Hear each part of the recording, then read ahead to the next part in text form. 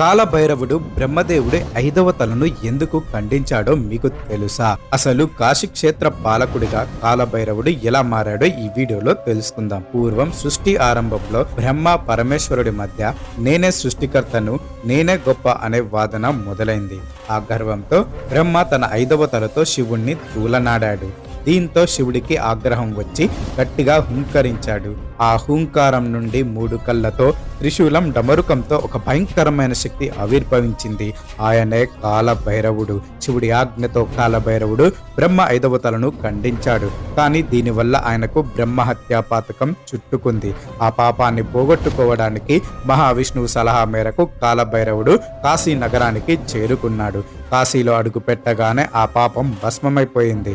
అక్కడ బ్రహ్మ కపాలం పూడ్చిన చోటే నేటి కపాల మోక్ష తీర్థం ఏర్పడింది.